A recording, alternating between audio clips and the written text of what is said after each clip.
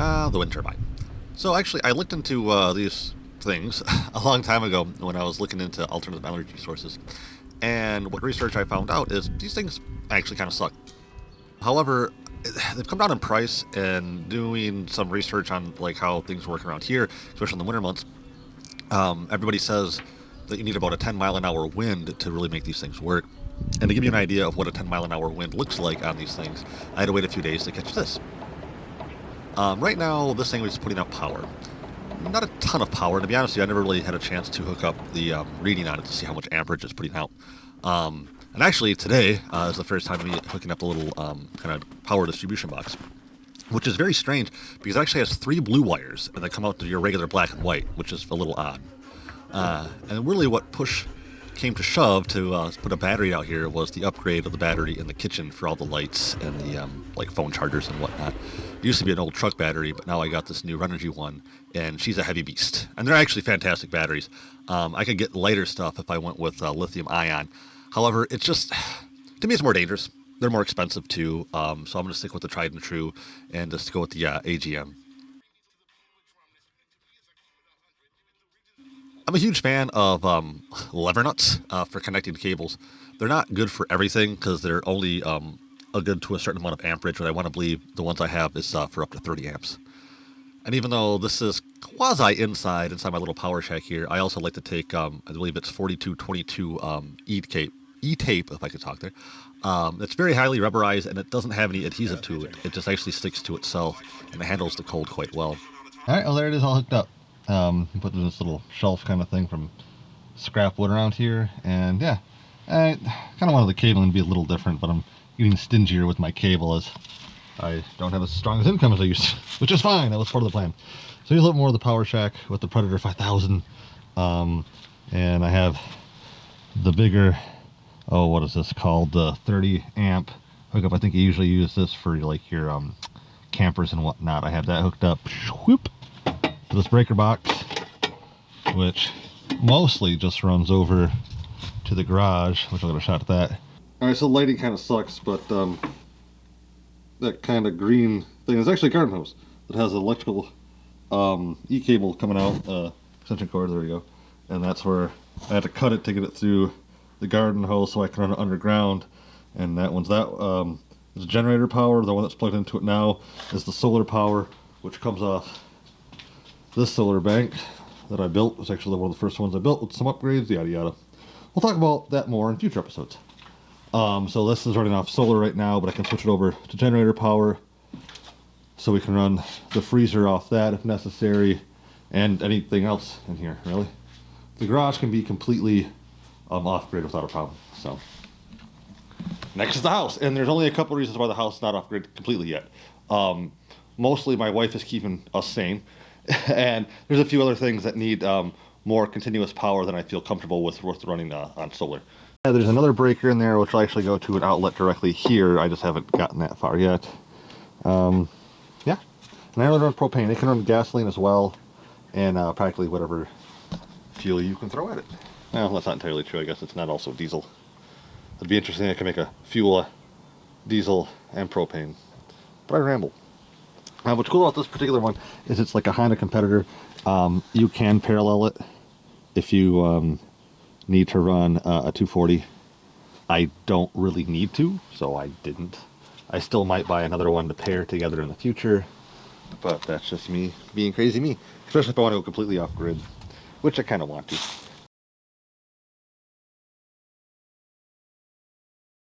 We're just out of room. There you are. I just took their copper piece off the food thing so they could eat freely to get ready for their journey. They're going to need some warmth. And I got some other goodies for you, huh? Alright, we're going to have to set this up because I can't really film and do this at the same time. So, what's this?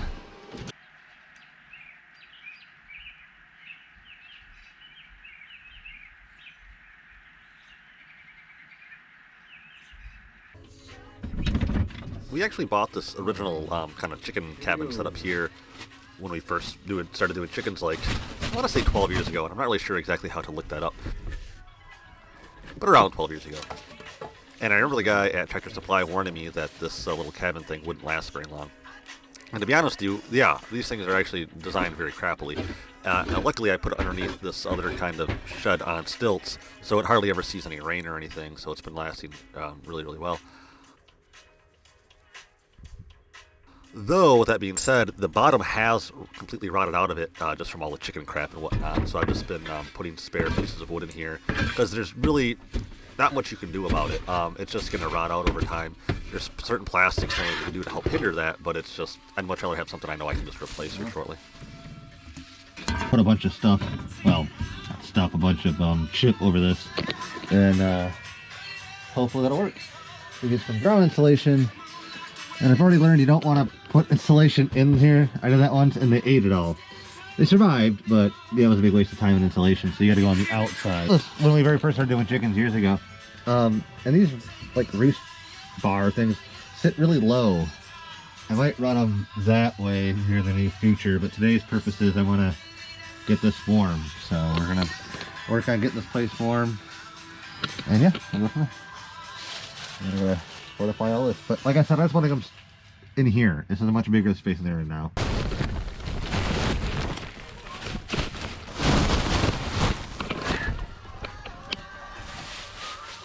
So as you can see now, like those right are completely buried. I went really deep again because it's gonna get chilly. And you can, well, I don't know if you can see in this. Yeah, you kind of see, there's gaps around that back door. And I'm sure on all the doors, I got this closed up now. And, So now it's time to kind of fortify this little cabin for the guys. It's like in the mid-50s today when I'm getting them out here. However, I believe the first night they're out here, it actually dips into the 20s. It's quite cold. And for the whole first week, it's in the mid-20s. And I think even one night said it could dip down to the teens. So, hence the moving blanket, as well as the tarp, creating as many like spaces of loft as possible, as well as trying to keep the wind out. Because chickens are actually kind of amazing little creatures. They can handle incredibly cold temperatures. The problem isn't so much the air temp itself. The problem is wind. If they can't get out of the wind, it just slices through all their feathers and takes all the heat that they create with them. So you just really got to keep them out of the wind as much as possible. I just, this looks ridiculous. Put this in here. Just level down how the chickens will. Yeah, you guys can kind of see it. And we're starting out. You guys can't really see. Around, we'll call it, I don't know, 50-ish degrees. I might get lucky for this one shot.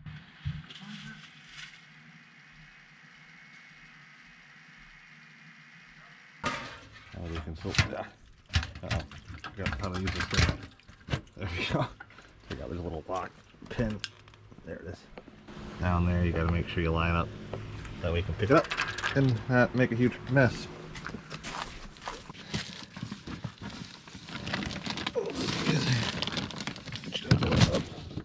Oh, still spilled water everywhere.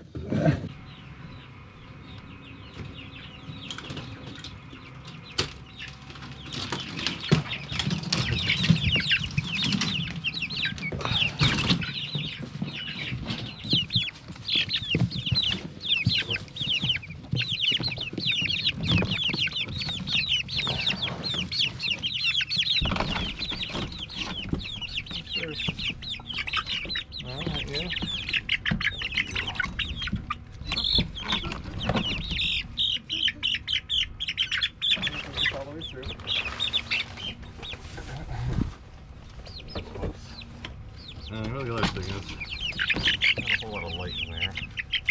Okay, there's absolutely no light in there. That kind of thing. I'm not happy. I'm not. Oh. I'll do it this way. Here.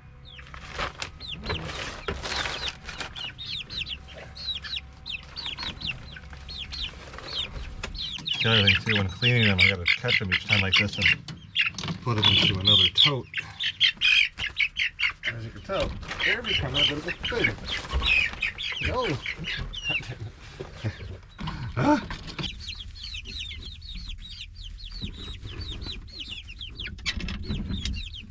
Babies. Really sure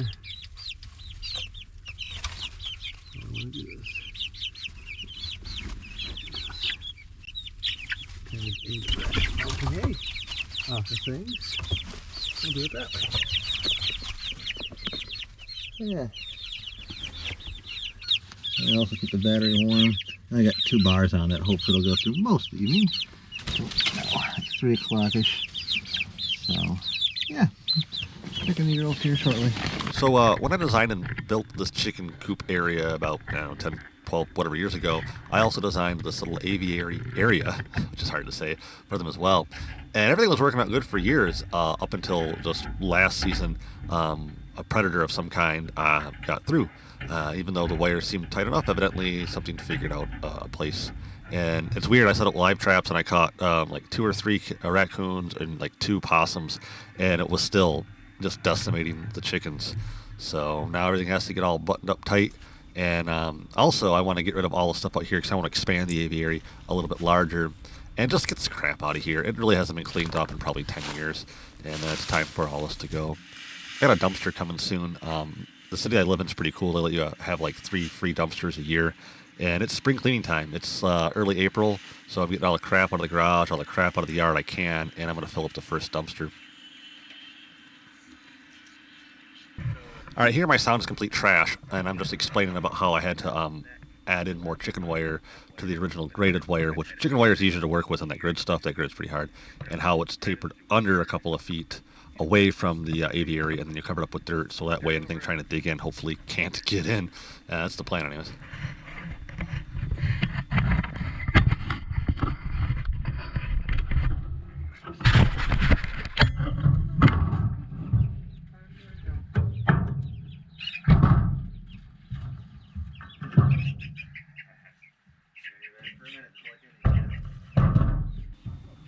The little escapee here is Joan. She rules the roost, and she's a very clever girl. And with that, I'm going to wrap up this week's episode. If you enjoyed this episode, please give it a thumbs up. And if you enjoy what you see here with my kind of urban homesteading thing I do subscribe. I put out a new episode every Friday, and it's just really my weekly adventures of my urban homesteading thing I got going on. So if that's something that interests you, please do subscribe. If you have any kind of questions, comments, or concerns, put them in the comments section. I do enjoy them. I don't get very many of them, and I do always comment back. And hopefully I will see you all here next week. See you then. Take care.